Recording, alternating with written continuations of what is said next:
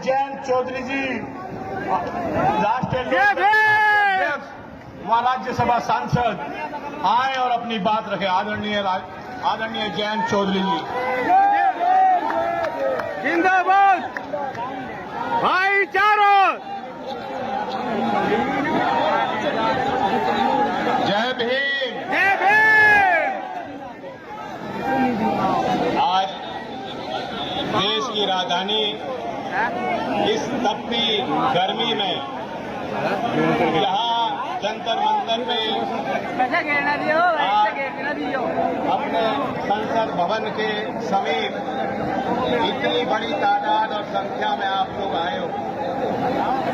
चंद्रशेखर जी से जितना मैंने बातचीत की है, जयंत चौधरी जिंदाबाद। जिंदाबाद जिंदाबाद। चंद्रशेखर आजाद जी के साथ मैंने बहुत समय बिताया है और आपके संबंध में वो लगातार बात करते रहते कि मेरे बहुजन समाज के लोगों की क्या हालत है। लेकिन आज मैंने महसूस किया कि जितना प्यार वो आपसे करते होंगे उससे 10 गुना ज्यादा प्यार आप चंद्रशेखर आजाद से। जय भीम। मैं इस मंच पे बहुत अनुभवी, बहुत सीनियर विभिन्न दल के नेता हैं, मैं उनका अभिवादन करता हूं। अभी मुझसे पहले दीपेंद्र भाई बोले, सीताराम येचुरी जी सीनियर लीडर हैं, वह भी आपके बीच अपनी बात रखेंगे। मनोज झा राज्यसभा सांसद, आरजेडी के नेता, वो भी यहां आए हैं। हम सबकी सहानुभूति चंद्रशेखर के साथ। एक सभ्य समाज में हर नागरिक की जिम्मेदारी होती है कि वे अपने अधिकारों के प्रति सचेत रहेगा, सजग रहेगा और उनकी रक्षा करेगा। लेकिन सभ्य समाज को नेतृत्व की भी जरूरत होती है। याद करो, अगर इस देश के धरती पे गांधी जी नहीं पैदा हुए होते तो ये देश आजाद नहीं होता। अगर सरदार पटेल का नेतृत्व हमें नहीं मिला होता तो आजाद होने के बाद भी ये देश के 100 टुकड़े होते। अगर ज्योतिबा फूले और सावित्रीबाई फूले ना होती तो देश में आपका समाज शिक्षा के प्रति सजग और सक्रिय ना हुआ होता। अगर बाबा साहब अम्बेडकर जी ना होते तो देश में लोकतंत्र और लोकतंत्र के और संविधान के माध्यम से दिए गए अधिकार, उन अधिकारों से आपको वंचित रखा गया होता। अगर चौधरी चरण सिंह जी ना होते तो देश के झोपड़पट्टी में रहने वाला, खेत में मेहनत करने वाला किसान और मजदूर, वे कभी ये सपना नहीं देखता कि देश की राजधानी हमारी है और देश के मुख्यधारा में हम अपनी गिनती बना सकते हैं। इतना शानदार, इतना लाजवाब नेतृत्व ये देश के इतिहास में आपने बनते देखा है। और बनते देखा ही नहीं, आपने खुद अपने मेहनत से, अपने हाथों से उसे कमाने का काम किया और बनाने का और मजबूत करने का काम किया। आज फिर वही घड़ी आ गई। आज भी देश में नौजवान वर्ग के अंदर जो देश के संविधान को मानते हैं, हम सब के अंदर महात्मा गांधी जी विराजमान हैं, हम सब के अंदर बाबा साहब भीमराव अम्बेडकर जी विराजमान हैं, हम सब के अंदर सरदार पटेल और चौधरी चरण सिंह जी जैसा फौलादी इरादा मौजूद है। बस हमें अपने उस ताकत को और शक्तियों को याद रखना है। बिल्कुल ठीक कहा दीपेंद्र भाई ने, चंद्रशेखर आजाद आज संसद के बाहर आपके साथ हर कदम में कदम मिलाकर संघर्ष कर रहे हैं कि नहीं कर रहे हैं? वो वक्त नेताओं को पहचानने और उनको मजबूत करने की बात आपके बीच कही है। वे घड़ी दूर नहीं है कि आज जो व्यक्ति संसद के बाहर हैं, वे संसद की उन दीवारों के अंदर होंगे और आपके हक और हकूक की लड़ाई लड़ेंगे। 2024 में कितने दिन बाकी हैं, उन्हें गिनना शुरू करो। उल्टी गिनती चालू है उन लोगों की जो देश के संविधान की धज्जियां उड़ा रहे हैं, जो देश में समाज के अलग लोगों को बढ़ाने का काम कर रहे हैं। मणिपुर की घटना कोई छोटी घटना नहीं।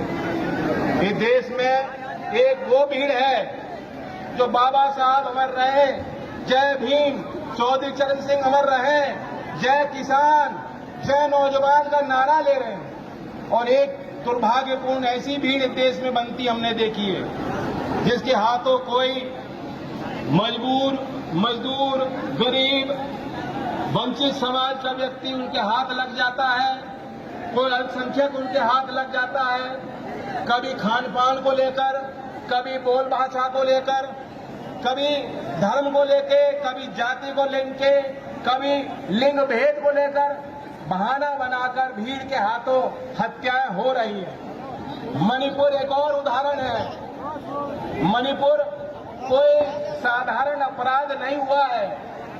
आज अखबारों में आपने पढ़ा होगा, जिस व्यक्ति ने देश के लिए कारगिल में लड़ाई लड़ी, युद्ध लड़ा, इतना बड़ा संघर्ष किया, कुर्बानियां दी, आज उसके घर की महिला की आबरू को खुला लूटा गया। और ये घटना 77-78 दिन पहले की है। ये देश की आबरू जाग रही है। झकझोर करके देश को रख दिया। जिन तस्वीरों ने, उन तस्वीरों को दबाए बैठी थी सरकार। जानबूझकर केंद्र की सरकार हो या मणिपुर राज्य में चालित सरकार हो, दोनों ने मिलकर साजिश रची कि ये तस्वीरें दुनिया में ना जा पाए, ताकि हमारा राजनीतिक विरोध ना हो पाए। हमने भीड़ के हाथों हत्याएं होती देखी, लेकिन आज एक स्वर में हम ये कहना चाहते हैं कि ऐसे अपराधों को, ऐसे हिंसक वारदातों को, अनुसूचित जात, जनजात, आदिवासी लोग, गरीब लोगों के खिलाफ शोषण को हम कतई बिल्कुल बर्दाश्त नहीं करेंगे, नहीं करेंगे, नहीं करेंगे। जय भीम। हमारे चंद्रशेखर भाई पे भी हमला हुआ। बहादुर हैं, शरीर से भी मजबूत हैं और दिल भी इनका मजबूत है और इरादा भी मजबूत। मैंने उनसे उसके बाद बातचीत की और मुझे बातचीत करके उन्होंने एहसास ही नहीं होने दिया कि उन्हें गोली लगी और चोट लगी। जैसे कोई मामूली रोज की हमारी बातचीत हो, उसी अंदाज से मुझसे बात कर रहे थे कि नहीं भाई कुछ नहीं। तो ये उनकी हिम्मत है, मैं दाद देता हूं।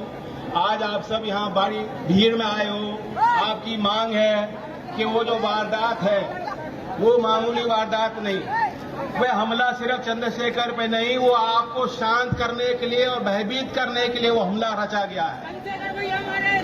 वह गोली नहीं चलाई गई, वह आपको देश के, आप कभी साहस ना जुटा पाओ कि देश की राजधानी में इस तरह से आप आओ। आप कभी हिम्मत ना जुटा पाओ कि आप सोचो कि हमारे बीच का कोई व्यक्ति सांसद और विधायक बन सकता है। आपके समाज का एक व्यक्ति पढ़ा था, उन्होंने संविधान लिख दिया। जिस दिन आपकी जब बड़ी आबादी पढ़ लिख लेगी, शिक्षा से जुड़ जाएगी, तो दुनिया को आप दिखा दोगे कि असली नेतृत्व क्या होता है। जय भीम। हमला हुआ था, आपको सामान्य शिक्षा व्यवस्था जिसकी मांग आप करते हो, बराबरी की मांग आप करते हो, आपके मुंह पे पट्टी बांधने का प्रयास है। लेकिन हमें और आपको पीछे नहीं हटना। मैं आपके साथ हूं। उस वारदात की पूरी सीबीआई जांच होनी चाहिए, पूरा खुलासा होना चाहिए, कौन लोग षड्यंत्रकारी थे।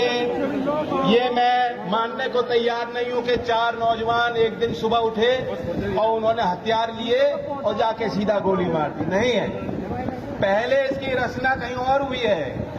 इसकी रचना संरचना दिल्ली के बड़े और लखनऊ के बड़े राजनीतिक गलियारों में हुई है और उसके बाद ये वारदात को अंजाम देने के लिए वो 4 नौजवानों को खड़ा किया गया है। तो इसलिए इस मांग का पुरजोर समर्थन करता हूं। संसद का सत्र चालू है और जैसा दीपेंद्र भाई ने कहा, हम लोग मिलकर रणनीति बनाएंगे। विभिन्न सांसद यहाँ आपके बीच आए हैं, अपने दल का समर्थन दे रहे हैं और हमारी पूरी कोशिश होगी कि संसद के उन दीवारों के अंदर भी आज जो जंतर मंतर से आपने पुकार ली है, आज जो आपकी आवाज है, उसको बुलंदी से उस बात को हम वहां संसद में रखने का रास्ता तो बहुत कठिन है, लेकिन ये इंडिया की तस्वीर बन रही है, ये आधुनिक भारत की तस्वीर बन रही है। और जब इंडिया जीतेगा तो भारत भी जीतेगा। तो देश के, भारत के किसान मजदूर की जीत होगी। जो नौजवान आज नौकरी मांग रहा है, जो महिला शोषण के खिलाफ आवाज उठा रही हैं, उनकी जीत भी तब होगी जब इंडिया की जीत 2024 में हमारे भाई और बहनों के हाथों से, आपके हाथों से और प्रयासों से दर्ज हो जाएगी। तो कमर कस लो, लड़ाई बहुत कैड़ी है। आप देखें क्या व्यवस्था, पूरी व्यवस्था के खिलाफ आपको लड़ना होगा। जिस देश में चंद्रयान की हम कल्पना कर रहे हैं, चंद्रयान जब हुआ तो हमने तालियां बजाई, बजनी भी चाहिए, मैं भी मानता हूं कि देश में जब वैज्ञानिक के हाथों में संसाधन दिए जाएंगे तो अगली पीढ़ी को तैयार किया जाएगा, कैसे लड़ना है, उनके हाथ में औजार दिए जाएंगे। मैं भी उस बात का स्वागत करता हूं। लेकिन एक तरफ हम चंद्रयान जारी कर रहे हैं, उसको संचालित कर रहे हैं, और दूसरी ओर हमारे देश में, देश की राजधानी में, देश के कोने कोने में आज भी मजबूरी वश हाथ से मैला ढोने की प्रक्रिया चलती है। हम कोई मशीन नहीं बना पाए जो 20 फुट नीचे खोद के वो जो मैला है, जो गंदगी है, वो निकाल ले।